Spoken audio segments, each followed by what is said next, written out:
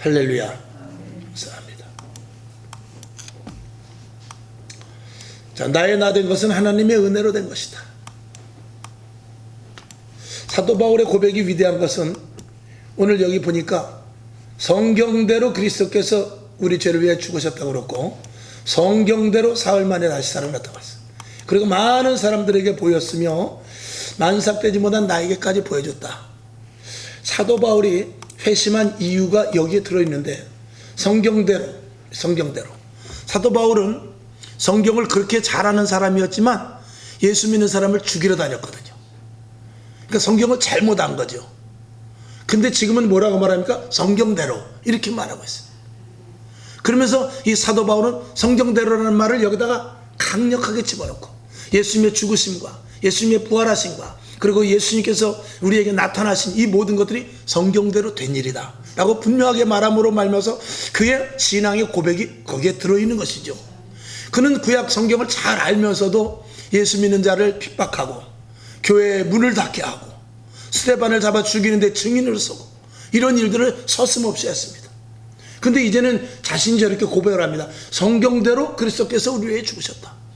성경대로 사흘 만에 살아나셨다. 이 성경대로라는 말을 분명히 함으로 말면서 자기 자신이 그 전에 잘못됐던 모든 것들에 대한 회개가 그 속에 들어가 있고, 다시 한번 내가 하나님을 알게 된 계기가 그 속에 들어가 있음을 고백하는 장면이라고 우리가 볼 수 있죠. 그리고 그는 말합니다. 내게 보이신 이 은혜가 너무나 크다는 것입니다. 어떻게 내가 만날 수 있을까? 요즘 그 인터넷에 보면은요, 어떤 목사님, 연세도 저보다 좀 나이가 많겠더라고요. 굉장히 지식도 많고 그런 분인데, 뭐 대한민국의 모든 교회 목사님들 좀 괜찮다 하는 목사님들을 다 끄집어내 가지고 잘못된 부분을 계속 지적을 하더라고요. 그거 참, 그 양반도 할 일 없으면 성경이나 보시지 말이야. 그래가지고 잘못된 것들을 쭉 이야기하는데, 이제 어떤 분을 이제 또 어떤 분에 대하여서 그분이 평가를 하는데, 저는 중학교 13살 때 성령을 받았습니다. 이제 그분의 그 고백을 이렇게 인용을 하면서 그분이 그 평가를 하면서 뭐라고 그러냐면, 여러분, 성령 받은 게 무엇이 중요합니까? 이렇게 말하면서 뭐라 하냐면, 우리는 성령 받은 게 중요한 것이 아니라 성경에서는 거듭난 것을 중요하게 여깁니다. 거듭나 있어야지 성령 받은 거를, 그걸 불세례를 받았다고 그걸 자랑하는 것은 그거는 이미 성경적으로 잘못된 것입니다. 이렇게 얘기를 하더라고요. 그러니까 그분은 성령에 대해서 아무것도 모르는 것이고, 에베소서에 보면 성령 받은 사람을 인쳤다고 그랬거든요. 그 인친 거란 말이에요.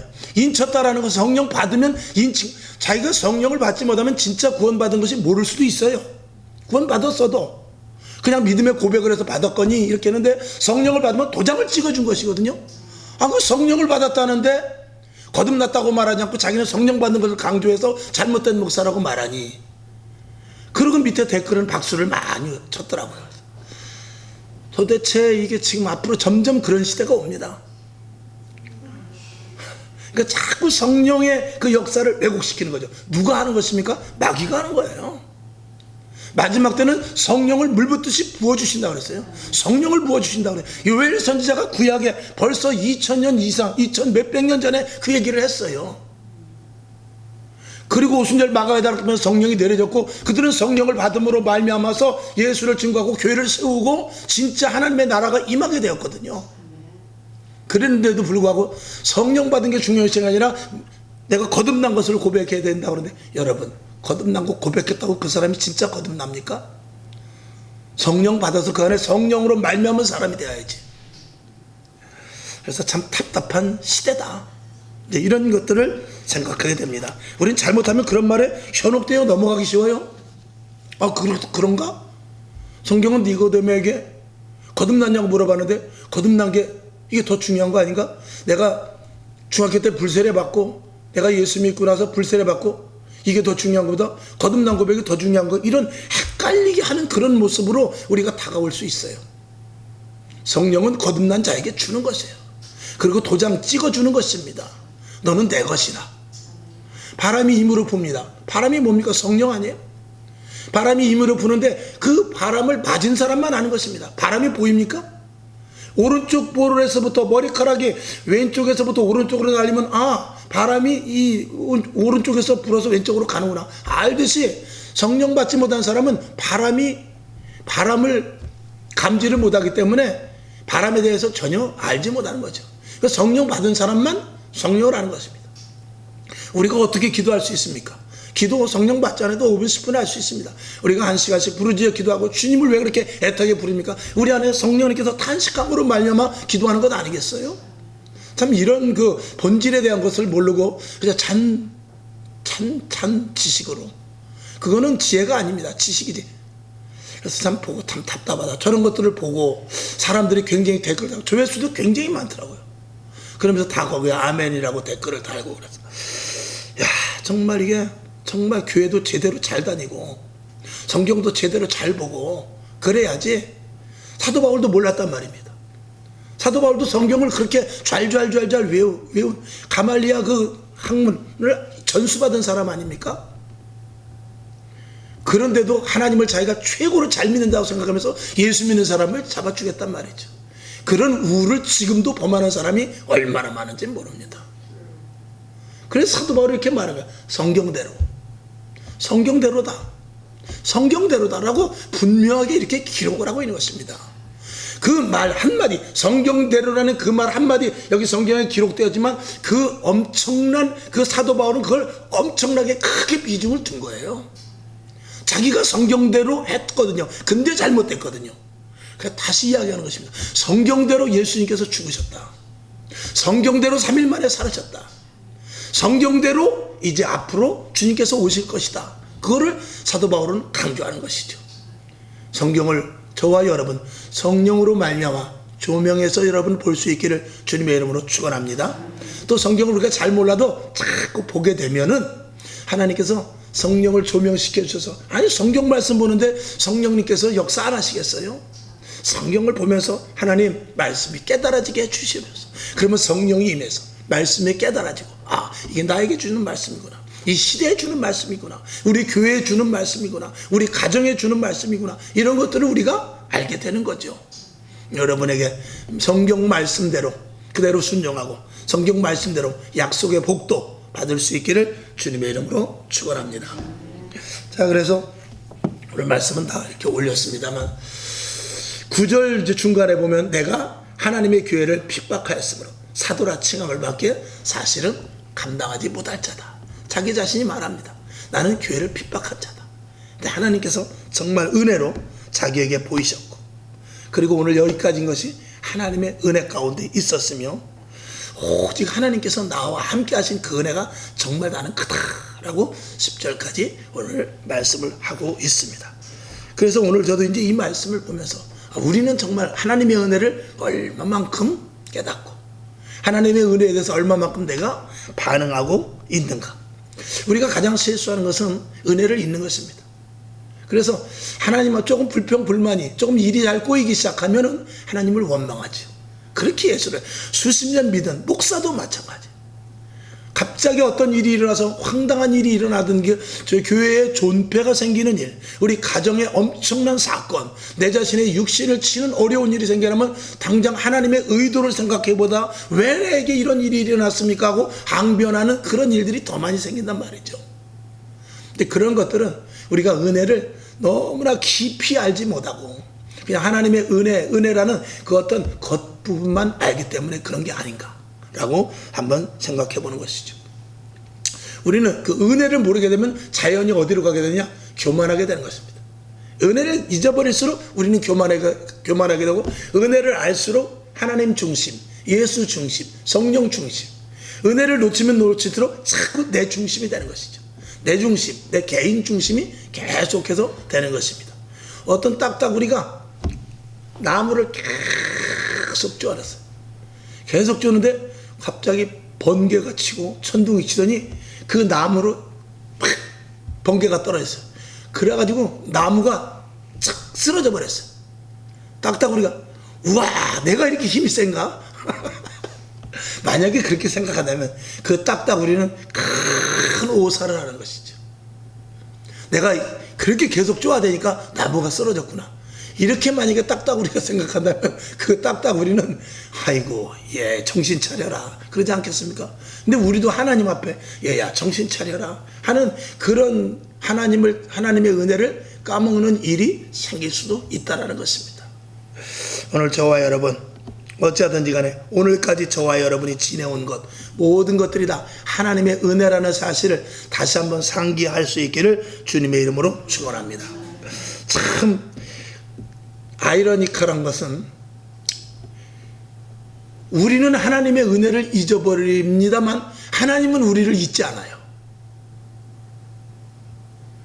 우리는 하나님의 은혜를 잊어버리고 또 하나님에 대한 그 어떤 부분 그 전에 주셨던 은혜와 그리고 나와 함께 했던 것과 위기에서 구원해 줬던 것과 응답했던 이 모든 것들을 우리는 잊어버려요. 근데 하나님은 한 번도 우리를 잊어버리지 않고 끝까지 불꽃 같은 눈동자로 보고 계세요. 이게 거꾸로 된 거 아닙니까? 하나님이 우리를 잊어버려도 하나님 잊어버리면 안 돼요. 우리가 이래야 되는데 우리는 태연하게 잊어버리고 하나님은 잊지 않고 계세요. 참 이게 우리 신앙생활에 있어서 참 나쁜 거죠. 저와 여러분 믿음의 선배들은 하나님의 은혜를 잊지 않았습니다. 아까 서두에서도 말씀을 드렸습니다만 성경에는 모든 믿음의 선배들은 자기 자신을 불살게 내어주고 순교의 자리까지 갈 수 있었던 것은 하나님의 은혜를 잊지 않았기 때문에 그런 거죠. 사도 바울 나의 나 된 것은 하나님의 은혜로다. 내가 오늘 여기까지 온 건 하나님의 은혜로다. 그렇지 않아 하나님의 은혜가 아니었으면 나는 하나님 앞에 제일 먼저 죽을 자죠. 제일 먼저 지옥 갈 자라는 것입니다. 이 사도 바울의 고백과 같이 저와 여러분도 하나님의 은혜를 다시 한번 생각해보는 그런 시간 될 수 있기를 바랍니다. 하나님의 은혜뿐만이 아니라 우리 그리스도인으로서 우리는 이 땅에서 육신을 가지고 있잖아요. 먹고 마시고 살고 있잖아요. 그러니까 우리는 인간과의 관계 속에서도 은혜를 잊으면 안 됩니다. 한번 잘못한 것을 가지고 그 사람과 영원히 등진다. 이거는 있을 수 없는 일입니다. 개는 배고프면 주인도 물 수 있어요. 사람은 그러면 안 되죠. 사람은 사람과의 관계 속에서 은혜를 잊어버리면 안 돼요. 지금 당장 서운했어도 지난번의 은혜를 잊어버리면 안 된단 말입니다. 저도 친구들이나 아니면 사업을 하면서 여러 가지 많은 사람들을 만나보지만 그렇게 감쪽같이 배신할 수가 없어요. 그럴 때마다 그런 생각을 해보죠. 그 전에 나를 도와줬는데, 그 전에 내가 힘들었을 때 쌀 한 푸대 갖다 줬는데, 보일러에 기름이 떨어졌을 때 기름 한 통 갖다 줬는데, 이런 것들을 생각하면서 그 사람이 나에게 잘못했다 할지라도 그것을 덮어버릴 수 있어야 그게 사람인 거죠. 그런 사람일수록 저는 하나님의 은혜를 잊지 않으리라 믿습니다. 때로는 그 사람이 잘못할 수도 있고 상대방이 잘못할 수도 있고 때로는 내가 잘못할 수도 있습니다. 그러나 그런 것들을 한번 깊이 생각해보면서 그것에서 잘못했다 할지라도 무슨 오해가 있겠지 하고 내가 풀고, 또 내가 잘못했으면 그래 내가 잘못한 이것이 내가 보기엔 작은 것 같지만 저 사람에게는 충격적일 수도 있었는 모양이구나, 이런 생각을 하면서 은혜에 대해서 절대로 놓치지 말자 이거죠. 그러니까 하나님의 은혜, 인간관계 속에서 은혜, 이런 것들을 우리가 놓치지 않는다면 우리는 교회 생활이 조금 더 윤택해질 줄로 믿습니다. 그리고 교회는 그러해야 될 줄로 믿습니다. 하나님의 은혜를 우리가 충분하게 받는다면 세상 사람들과의 관계는 정말 아무것도 아니게 넘어갈 수 있지 않겠습니까? 사도 바울은 자신을 구원해 준 것에 대해서 정말 그는 아주 뼛속까지 잊지 않았던 사람입니다. 모든 것들이 하나님의 은혜라. 오늘 10절에도 보면 그러나 나의 나 된 것은 하나님의 은혜다. 하나님의 은혜가 아니면 내가 어찌 이 자리에 있을 수 있을까? 그는 그 은혜가 너무 컸기 때문에 옥에 갇혀도, 매를 맞아도, 또 동료들에게 배신을 당해도, 어떤 생명의 위협을 가하는 어려움이 있어도 하나님을 절대 배반할 수가 없었습니다. 사람과의 관계 때문에 하나님을 놓칠 수 없다는 것이죠. 환난과 핍박 때문에 하나님과의 관계를 놓칠 수 없다는 것이죠. 지금 환경이 급속도로 나빠졌다고 해서 하나님과의 관계를 내가 놓칠 수 없다. 죽을 수밖에 없는 나를 구원해 줬기 때문에 이 은혜가 이 땅의 모든 교회 위에 임해야 될 줄로 믿습니다. 교회끼리 싸우고 교단끼리 싸우고 사람들 간에 불화가 생기고 옆에 교회와 원수를 지고 교회 안에서 파당이 지고 이런 것들은 정말 은혜가 없기 때문에 그런 것이죠.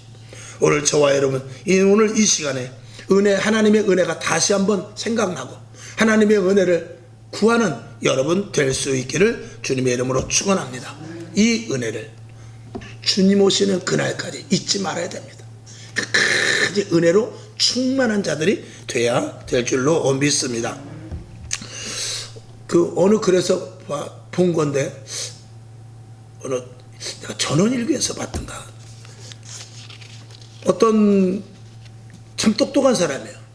똑똑한 사람인데 시골에서 면서기를 하고 있습니다.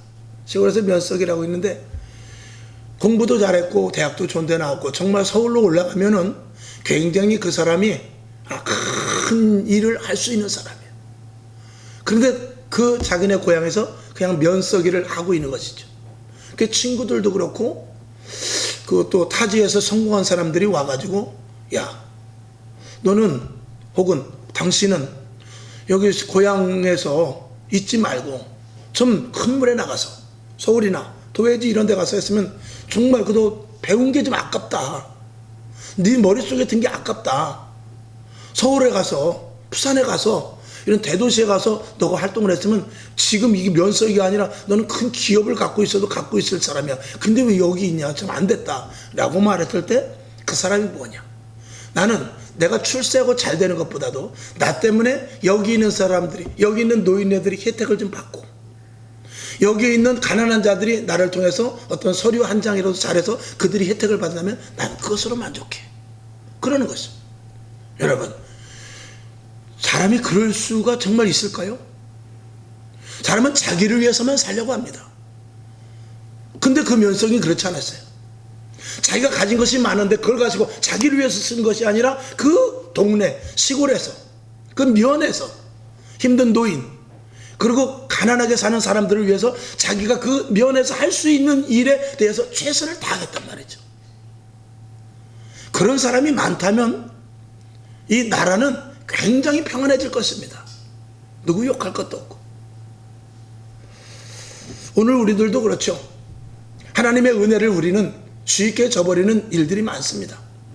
개구리가 올챙이적 생각보다는 그런 일들이 이 목회자들도 많고 성도들도 많고 또 교회를 떠나는 많은 사람들이 보았을 때 엄청난 교만과 하나님의 은혜를 잊었기 때문에 그렇죠.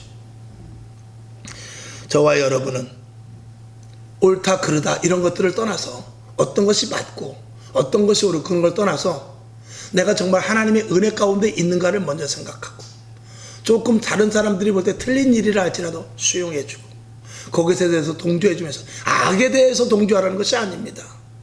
조금 좀 잘못된 부분이 있다 할지라도 그 앞에서 변호도 좀 해주고 하면서 모든 것들을 흑백의 논리가 아니라 은혜로 덮어줄 수 있는 그런 저와 여러분이 되어야 될 줄로 믿습니다. 하나님의 은혜를 아는 자들은 더 큰 은혜를 하나님께서 분명히 주실 것입니다. 그래서 은혜 위에 은혜로라 하는 그런 성경 구절이 있지 않습니까? 여러분이 은혜를 사모하고 은혜를 베푼다면 하나님께서는 더 큰 은혜를 분명히 우리들에게 주실 것입니다. 그래서 사도 바울은 옥에도 갇히고 매도 맞고 그랬습니다만 그럼에도 불구하고 그가 하나님의 은혜를 잊지 않고 복음을 전파해서 오늘 여기까지 왔듯이 로마를 기점으로 해서 여기까지 왔듯이 저와 여러분도 복음을 위해서라면 하나님의 은혜를 끝까지 감당하는 저와 여러분이 분명히 되어야 될 줄로 믿습니다. 이 시대는 정말 은혜를 모르는 시대가 참 많습니다. 모두가 다 배신하고 그리고 배은망덕하고 오히려 등에 비수를 꽂는 그런 모습을 우리가 많이 보게 되죠. 이번에 그 이재명 사건을 봐도 그들 간에 지금 분란이 많이 생기지 않습니까? 서로 그렇습니다. 사람이 의리가 있습니까? 권력 앞에, 돈 앞에, 물욕 앞에, 그리고 자기가 불리할 때 서로 간에 의리가 있습니까? 은혜를 생각합니까? 그렇지 않습니다. 그러나 우리 교회는 은혜가 충만해야 됩니다. 서두에 말씀을 드렸듯이 하나님의 공의로 우리를 끝까지 참관하신다면 우리는 다 죽을 수밖에 없습니다. 너 이거 잘못했지. 너 이거 잘못했지, 너 이거 잘못했지 하면서 잘못한 것만 계속 지적한다면 우리는 한 사람도 거기에서 자유로울 수 없습니다. 서두에 말씀을 드린 대로 그 목사님이 여러 교회, 한 20교회 목사님 이상을 계속 그 시리즈를 해나가더라고요. 그래갖고 대형교회 막 목사님, 여러분 머릿속에 그 있는 목사님들을 다 도마 위에 올려놨더라고요. 그래서 저 양반이 나중에 도대체 어떻게 되려고 그러나, 그분이 했던 설교라든가 그분의 생활을 봤을 때 과연 핀세트로 그 사람의 잘못을 뽑아낼 수 없을까요? 얼마든지 뽑아낼 수 있습니다. 누가 누구를 정죄합니까? 자기 안에 들보가 있으면서 남의 눈에 티를 가지고 정죄한다는 것은 어불성설이지요. 이것은 지금 이 시대를 반영하는 것입니다. 저와 여러분 모두가 다 은혜를 악으로 갚고 은혜에 대해서 모른 척하고 내가 불리할 때 그 은혜를 잊어먹는다 할지라도 우리는 그러면 안 됩니다. 교회 안에서는 그러면 안 됩니다. 특별히 신앙에 대해서 말씀을 드립니다. 교회 안에서 하나님과의 관계 속에서 우리는 끝까지 하나님의 은혜를 잊지 말아야 됩니다. 언제까지? 주님 오시는 그날까지. 그래서 이 교회는 바로 은혜의 공동체가 되어야 돼요.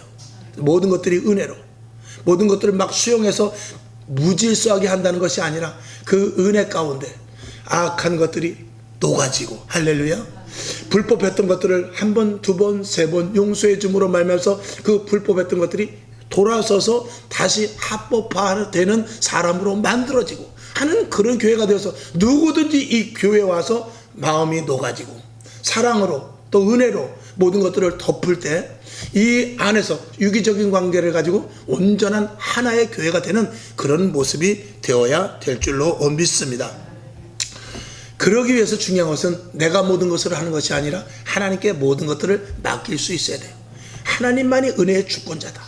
하나님이 나에게 은혜를 베풀었으니 내가 판단하지 않냐고 하나님께서 판단하실 것이다. 언젠가도 설교한 대로 다윗이 그 좋은 예지요. 사울 왕을 하나님께서 기름 부으셨기 때문에 그는 손을 대지 않았습니다. 그는 손을 대지 않고 하나님께 모든 것들을 맡긴 것이죠. 그리고 역시 다윗은 하나님께 큰 은혜를 받고, 그리고 그는 하나님 마음에 합한 자라는 그런 칭호를 받게 되는 것이죠. 그런데 이런 그 은혜를 베풀고 하나님께 모든 것들을 맡기며 더 은혜 가운데 사는 것도 사실은 우리 속에서 훈련되어야 됩니다. 그래 우리가 기도하는 거죠. 그래 우리가 예배드리고 말씀을 듣는 것이죠.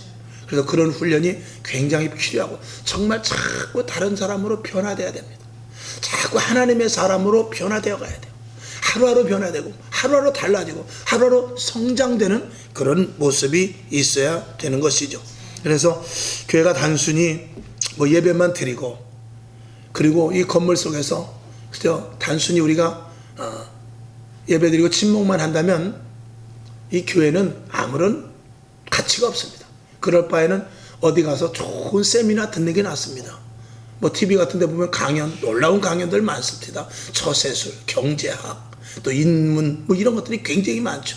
그런 것들이 이 세상을 살아가는데 얼마나 유익이 되는지 모릅니다. 그러나 우리는 하나님의 말씀으로 말미암아 우리 심경과 심령과 우리의 육체와 우리의 생각, 이 마음, 이 모든 전인적으로 변화되고 하나님이 원하는 사람으로 만들어지기 위해서 그 하나님의 은혜 가운데 우리가 살아가는 것, 이것이 바로 교회의 생활인 줄로 믿습니다.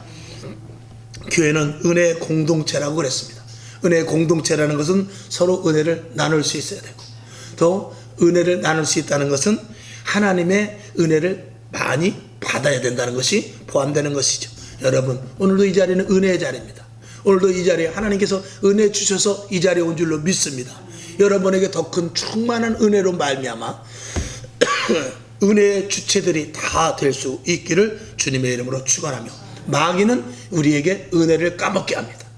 은혜를 잊어버리게 하죠.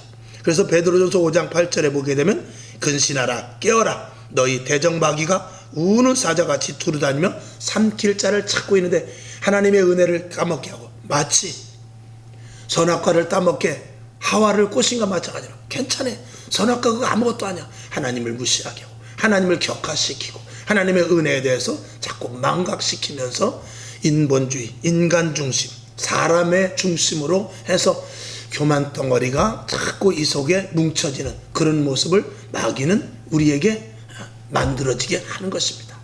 은혜를 잊으면 당연히 마귀가 먼저 나에게 찾아오게 되고 스스로 교만하여 지게 되는 것은 당연합니다. 세상도 우리를 유혹합니다. 마귀 짓이죠. 그래서 하나님 없이도 살 수 있도록, 하나님이 무슨 은혜냐, 그냥 살 수 있다, 이렇게 유혹을 하는 그런 시대에 살고 있습니다. 결론으로 말씀을 드립니다. 우리는 하나님의 은혜가 아니면 살 수 없는 사람입니다. 영적으로 무장되어서 하나님의 은혜의 복음을 전하는 저와 여러분이 되고, 은혜 없이는 살 수 없는 그런 진짜 예수 믿는 자들 다 될 수 있기를 주님의 이름으로 축원합니다. 기도하겠습니다. 하나님 아버지, 오늘 사도 바울의 고백, 나의 나 된 것은 하나님의 은혜라 라고 이 말씀을 했을 때 그 말씀이 바로 내 고백이 되게 하여 주옵시고, 하나님의 은혜가 아니면 난 살 수 없습니다. 오늘도 하나님께서 은혜 주셔서 내가 이 자리에 있습니다. 오늘 여기 오기까지 한 것도 하나님의 은혜요, 말씀을 듣게 하신 분도 하나님의 은혜거니와 앞으로 살아갈 것도 하나님의 은혜 가운데 살아가기를 원합니다. 이런 고백이 우리에게 분명하게 있게 하여 주시옵소서. 사도 바울의 믿음의 고백이 나의 믿음의 고백이 되기를 원하며 살아계신 예수님의 이름으로 축복하며 기도합나이다. 아멘. 주기도문하고, 하나님 날마다 은혜의 자리에 있게 하시고 은혜를 감당하게 하시고 은혜를 베풀게 하시고 더 큰 은혜를 주시옵소서. 이렇게 기도하고 일어나시기를 바랍니다. 하늘에 계신 우리 아버지여, 이름이 거룩히 여김을 받으시오며 나라의 마옵시며 뜻이 하늘에서 이룬 것 같이 땅에서도 이루어지이다.